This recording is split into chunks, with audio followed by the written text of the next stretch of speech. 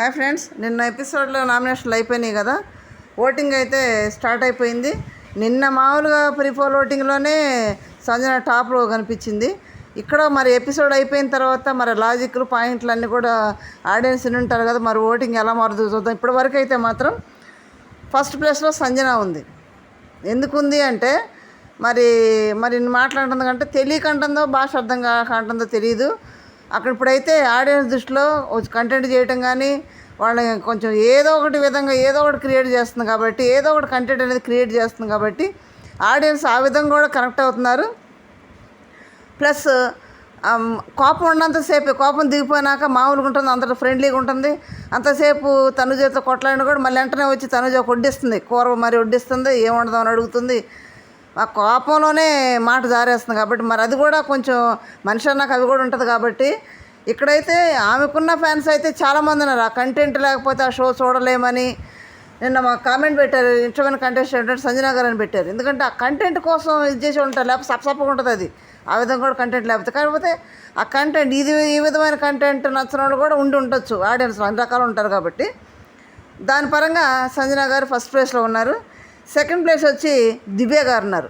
దివ్య నిన్న మాట్లాడిన మాటలు చాలా పాయింట్అవుట్ చేస్తూ బాగానే మాట్లాడింది, కానీ ఇంకా డిఫెండ్ చేసుకుంటే ఇంకా బాగుండేది. ఎందుకంటే ఇక సినిమా డైలాగ్ లాగా చెప్పేసి నేను తీసేసుకుంటా, లాగేస్తారని చూసుకుందాం అట్లా అంది. కానీ అక్కడ వాళ్ళని అడిగి ఏంటి మిమ్మల్ని మ్యానిపులేట్ చేశాను, నేను ఏ విషయంలో మ్యానిపులేట్ చేశాను, కెప్టెన్ నేనేం మ్యానిపులేట్ చేశాను అని వాళ్ళని అడగలేదు, క్వశ్చన్ చేయలేదు. కానీ తీసుకోవటం పాజిటివ్గా తీసుకుంటుంది, దజ్జాగా తీసుకుంటుంది, కాన్ఫిడెన్స్గా ఉంది. కానీ బయట చూసి వచ్చిన దాన్ని బట్టి ఇప్పుడు కాన్ఫిడెన్స్గా బాగానే ఉంది. మరి ఇంక 2 వారాలు పోతే ఆ కాన్ఫిడెన్స్ పోయిద్ది. బయట ఇంకేముండవు కాబట్టి వీటి జరిగే తెలియదు కాబట్టి కాన్ఫిడెన్స్ పోయిద్ది. తర్వాత మళ్ళీ మా భరణి అన్నగారు నైట్ అంతా కూడా దివ్యాన్ని మొల చెట్టు ఎక్కించేసాడు. నీ పాయింట్లు సూపర్ అబ్బా, ఇది అబ్బా ఇది అబ్బా అని. మైనస్ ఉంది అన్నాడు. మరి ఆ మైనస్ చెప్పలా, మైనస్ సమయం వచ్చినప్పుడు చెప్తా అన్నాడు. మరి దివ్య మరి ఇది తీసుకొని బాబు మొల చెట్టు దాటి చివరి కూర్చుంటుందేమో, లేదంటే ఇది తీసుకొని వీళ్ళు ఎట్లా చెప్తారులే అని ఆలోచిస్తూ దాన్ని ఎంతవరకు క్యారీ చేయాలని ఆలోచిస్తూ చూడాలి. ఇప్పుడు వరకు అయితే సెకండ్ ప్లేస్లో దివ్య ఉంది. థర్డ్ ప్లేస్ వచ్చేటప్పుడు హరీష్ గారు ఉన్నారు. హరీష్ గారు మంచోడే, మనిషి మంచోడే, వంట చేయడం కానీ అంతా ఓకే, స్టాండ్ తీసుకుంటా అంతా ఓకే. కానీ అక్కడ ఏదైనా మాట ఎవరన్నా రీజన్ చెప్పినప్పుడు దానికి ఎదురు జవాబు తప్ప మిగతా అన్నీ మాట్లాడతాడు, అన్నీ వచ్చేస్తాయి, అన్నీ మాట్లాడతాడు. పాపం ఆ మూమెంట్లో తనకున్న బాధ అంతా వెళ్ళగక్కుతాడు. ఎందుకంటే ఇప్పుడు అన్న పర్సన్ పక్కన పెట్టి స్టేజ్ మీద అనేది సంజన గారు కదా, ఆ పర్సన్ పక్కన పెట్టి ఇప్పుడు వచ్చిన మూమెంట్లోకి వచ్చేటప్పటికి, రాము నామినేట్ చేసి చెప్పిన మూమెంట్లోకి వచ్చేటప్పటికి నేను వండింది తిన్నారు, బాగా తిన్నారు, నేను అది చేయమన్నారు, ఇది చేయమన్నారు, రియల్ బాగపోయి నేను చేశాను, ఇవన్నీ చెప్తున్నాడు. అది కాదు కదా అక్కడ రాము చెప్పింది ఏంటి, అక్కడ ఎవరో స్టేజ్ మీద మాట్లాడితే దాన్ని తీసుకొచ్చి ఇక్కడ తనుజ గారు వచ్చి కొంచెం టీ పెట్టండి అందరికీ గ్యాప్లో అని అంటే కూడా నేను పెట్టను, నేను హైజీనిక్గా ఉన్నా కదా అనేసి ఎంతవరకు కరెక్టు అనేది కదా అడిగింది. అప్పుడు ఆ స్పాట్లో ఏం చెప్పాను, ఆయన తను చెప్పిన మాటలకు నాకు బాధ వేసింది, అందుకే నేను చేయలేకపోయాను, ఆ బాధలో ఉండి నేను అన్నాను ఆ మాటని రీజన్ చెప్తే సరిపోయేది. అది తప్ప మిగిలిన అన్నీ మాట్లాడాడబ్బా. దానికి తనుజ వచ్చేసి అంటే అతను మాట్లాడాడు కాబట్టి సపోర్ట్కి వచ్చిందా అని హరీష్ గారు అంటున్నారు. తనుజ వచ్చి ఆయన సెల్ఫ్ డబ్బా కొట్టుకొని తప్పితే ఆన్సర్ జవాబు కరెక్ట్ డైరెక్ట్ ఆన్సర్ ఉండదు అని తను మాట్లాడుతుంది. కానీ హరీష్ గారు తెలివిగానే మాట్లాడతారు, కానీ సమయం సందర్భం అనేది కొంచెం ఆయన ఎక్కువగా ల్యాక్ చేస్తున్నాడు. సమయంలో ఏది మాట్లాడకుండా అది తప్పితే అన్నీ మాట్లాడతాడు, అన్ని రీజన్లు చెప్తాడు. ఆయన పాయింట్ ఆఫ్ వ్యూలో ఆయన బాధ బాగానే ఉంది. ఆ బాధ తనకు ఛాన్స్ వస్తే, వాళ్ళకి రాలేదు కాబట్టి ఛాన్స్ వస్తే మరి ఎవరు నామినేట్ చేసి ఆ బాధ అంతా వెళ్ళగక్కేవాడు తెలియదు. కానీ ఇక్కడైతే పాప సమయం వచ్చింది కూడా తన బాధ అంతా కూడా పాప చెప్పుకున్నారు. అక్కడ తన బాధ వినేవాళ్ళు కూడా ఎవరు లేరు అక్కడ, ఎవరు ఆయన దగ్గర పెద్ద కూర్చోని ఒకటి 2 మాటలు తప్పితే. కాబట్టి మనిషి అన్నాక ఏదైనా బాధ పంచుకోవడానికి కూడా మనిషి ఉండాలి కదా. తన బాధ అంతా కూడా ఆ టైంలో వెళ్ళగక్కాడు. అది కూడా కొంతమందికి ఆడియన్స్కి నచ్చుద్ది. ఎందుకంటే తను చేసేది పని వరకు తను చేసుకొని పోతున్నాడు. కాకపోతే కొంచెం మాటలు అత్త పక్కన తుత్తలాగా అనేది కొంచెం కోపంలో హీట్ ఆఫ్ ది మూమెంట్లో అనేస్తున్నాడు. కానీ అదే పాయింట్అవుట్ అవుతుంది అక్కడ నాకు సార్ ముందుకు వచ్చేటప్పటికి. కోపంలో పాయింట్అవుట్ అవుతుంది. మరి సంజన గారు కోపంలో అనేసింది, అప్పుడే సారీ చెప్పి షార్ట్అవుట్ చేసుకొని సరిపోయేది. అది చేయలేదు. పైగా నాకు తెలుగు తెలుసు, నా డబుల్ మీనింగ్ డైలాగ్ ఏమిటో నాకు తెలుసులే అన్నది. మరి అది నాకు సార్ అడుగుతారా లేదా మరి? ఎందుకంటే హరీష్ గారిని లత్కోర్ పంచాయతీ అన్నదే చాలా హైలైట్ అయింది ఆ షోలోకి వచ్చినప్పుడు. నాకు సార్ మాట్లాడి ఆడియన్స్ కూడా ఇన్వాల్వ్ చేసి మాట్లాడింది. మరి సంజన గారిని కూడా ఆడియన్స్ ఇన్వాల్వ్ చేసి మాట్లాడతారైతే నాకు సార్ మరి ఏం చేస్తారో చూడాలి. ఇక్కడ హరీష్ గారు అయితే 3rd ప్లేస్లో ఉన్నాడు. 4th ప్లేస్ వచ్చినప్పుడు రీతు. పాపం నిన్న రీతు అయితే అన్యాయమే. ఎందుకంటే వీళ్ళకి ఎల్లో బ్యాచ్ అయినా సుమన్ శెట్టి గారు, రాము, ఫ్లోరాకి ఛాన్స్ వచ్చింది. ఛాన్స్ వచ్చినప్పుడు అక్కడ ఏం చేయాలి? ఓడిపోయిన బ్లూ టీంలో వీళ్ళు నామినేట్ చేయాలి. ఎవరున్నారు? తనుజ అయితే ఇమ్యూనిటీతో ఉంది, చేయడానికి లేదు. నెక్స్ట్ ఎవరున్నారు? దివ్య ఉంది. దివ్య మొన్నే వచ్చింది కానీ దివ్యని పక్కన పెట్టేశారు. ఇంకా మిగిలి ఎవరున్నారు? రీతు ఒక్కతే ఉంది. రీతుకి ఆ రీజన్లు అసలు కరెక్ట్ రీజన్లే కాదు. అదేనంటే డెమోకి అట్లా చేసావంటే డెమోని చేసిన దానికి పాపం ఆల్రెడీ తీసుకుంది నామినేషన్, పనిష్మెంట్ తీసుకున్నాను కదా అన్న నేను, ఈ సీజన్ అంతా చేస్తానే ఉంటానన్న దాన్ని అని అంటుంది. రాము వచ్చి నాకన్నా స్ట్రాంగ్ నువ్వు, అందుకే నేను పక్కన పెడతాను. తప్పదు, వాళ్ళకి చెయ్యాలి. అక్కడ ఆ పర్సన్ ఒక్కతే ఉంది, ఏదో ఒక రీజన్ చెప్పాలి. వేరే వాళ్ళని ఎంచుకోమంటే ఎంచుకునేవాళ్ళేమో. మరి ఓడిపోయిన టీం వీళ్ళే కాబట్టి వీళ్ళని చేయాలి కాబట్టి తప్పని పరిస్థితిలో ఆ రీతుకి అటు చెప్పాల్సి వచ్చింది. రీతు నామినేషన్కి వెళ్ళిపోయింది.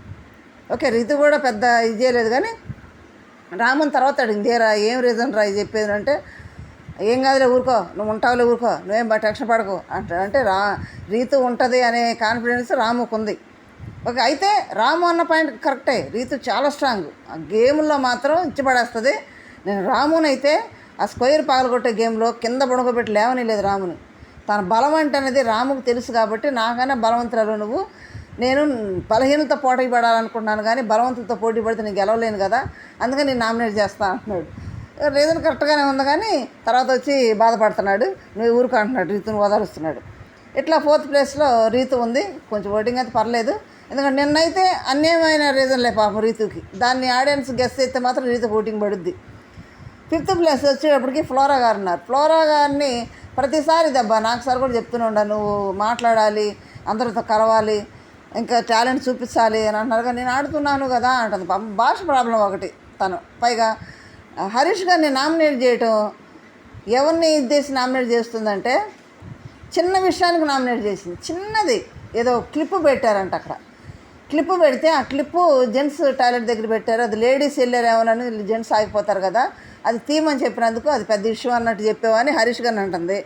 మరి సంజన గారు అక్కడ షాంపూ బాటిల్ పెడితే అంత పెద్ద గొడవ చేసి కళ్యాణ్ వచ్చి ఓదార్చి పెద్ద పంచాయతీ చేసి ఏడ్ చేసి అంత గొడవ చేస్తే మరి అది కూడా చిన్న విషయమే కదా. ఈ క్లిప్ తీసినట్టు ఆ షాంపూ బాటిల్ కూడా తీసి సరిపోయేది కదా. చిన్న విషయాన్ని అదే హరీష్ గారు అండి, చిన్న విషయాన్నేమో పెద్దది చేస్తున్నావు, అక్కడున్న షాంపూ బాటిల్ కూడా చిన్న విషయమే కదా, మరి అంత పెద్దగా ఎందుకు చేసావు అని హరీష్ గారు అడుగుతున్నారు. ఇంకోసారి హరీష్ గారు ఫ్లోరాకి చాలా సపోర్ట్ చేస్తారు, మంచిది ఏ ఇట్లో తలదోస్తుందని. అట్లాంటిది తన దూరం చేసుకుంది, చాలా సపోర్ట్ చేశాడు ఫ్లోరాకి హరీష్ గారు. అయినా కానీ మంచి ఫ్రెండ్షిప్ బాండింగ్ ఉన్నది. సంజన ఫ్రెండ్షిప్లోకి వెళ్ళిన తర్వాత హరీష్ గారిని కూడా దూరం చేసుకుంది. సంజన గారికి అసిస్టెంట్లాగా ఉండిపోయింది. అయినా కానీ డేంజర్ జోన్లో ఉన్నట్టు ఫ్లోరా. అంతకుముందు కూడా ఈ కామనర్స్ మీద కోపంతో ఫ్లోరాకి ఓట్లు వేశారు కానీ ఫ్లోరా ఏదో కంటెంట్ క్రియేట్ చేసిందని ఓట్లు ఏమి వేయలేదు. ఓకే, ఇప్పుడైతే 5th పొజిషన్లో వచ్చేటప్పటికి ఫ్లోరా ఉంది. 6th వచ్చేటప్పటికి మన శ్రీజ గారు ఉన్నారు. ఇప్పుడు శ్రీజ గారు దొరికితే బయట వేయాలని చూస్తున్నారు, ఎందుకంటే ఇప్పటివరకు నామినేషన్ రాలా. పోయినసారి వచ్చింది కానీ డెమోని కాపాడేసాడు. ఎప్పుడెప్పుడు వచ్చిందో ఎత్తి బయట వేద్దాం అనుకున్నాను. ఇంకో పాయింట్, కళ్యాణ్ దొరికితే కూడా ఎత్తేస్తారు బయట, కానీ కళ్యాణ్ ఛాన్సే రాలేదు. అసలు నామినేషన్ వేయడానికి ఛాన్స్ రాలేదు, వేయించుకోవడానికి కూడా ఎవరు హరీష్ని చేశారు కానీ వాళ్ళు జోలి వెళ్ళలేదు ఎవరు. కాబట్టి ఇక్కడ కళ్యాణ్ బతికిపోయాడు. వస్తే ముందు శ్రీజ కన్నా కళ్యాణ్ బయట వేసేవాళ్ళు. కళ్యాణ్ బతికిపోయాడు, శ్రీజ దొరికిపోయింది. ఇప్పుడు నెక్స్ట్ ఐటము శ్రీజ వెళ్ళిద్దని నేను అనుకుంటున్నాను. డేంజర్ జోన్లో ఉంది ఆల్రెడీ. శ్రీజకు కూడా తెలుసు, తన వాయిసే తన ఇరిటేషన్ అని తెలుసు. కాబట్టి తను ఫిక్స్ అయిందేమో, లాస్ట్ టైమే ఫిక్స్ అయ్యి ఏడ్చేసింది వెళ్ళిపోతాను అన్నట్టు. ఇప్పుడైతే డేంజర్ జోన్లో ఉంది. నిన్న పెట్టిన పాయింట్లు కూడా ఏందో పెట్టింది కానీ తనకు వచ్చేటప్పటికి తను తప్పు అన్నట్టు. అంతకుముందు దొంగతనం చేయకూడదు, అలా చేయకూడదు అన్న శ్రీజ మరి దొంగతనం ఎడ చేసింది? దివ్యానికి బట్టలు అదే దివ్య అడుగుతుంది, నువ్వు ఎలా చేసావు? స్టేట్మెంట్ పాస్ చేసావు కదా, చేయకూడదు అలా చేయకూడదు అని, మళ్ళీ ఎందుకు తీసావు అని అడుగుతుంది. అది ప్రియ చెప్తే నాకు తెలిసిందంటుంది. ఆ రీజన్లో కూడా పాయింట్ ఉంది కాబట్టి మరి ఆడియన్స్ ఎలా ఊహించుకుంటారో శ్రీజని మరి అస్సాం టికెట్ ఇస్తారో లేదో చూడాలి. ఇప్పటి వరకైతే ఈ 6 నామినేషన్లు ఉన్నారు, ఈ పొజిషన్లో ఉన్నారు. మీ ఇష్టమైన కంటెస్టెంట్ ఎవరో, మీరు ఎవరు కోటేస్తున్నారో కూడా చిన్న కామెంట్ పెట్టండి. లైక్ చేయండి, షేర్ చేయండి, సబ్స్క్రైబ్ చేయండి. Thank you.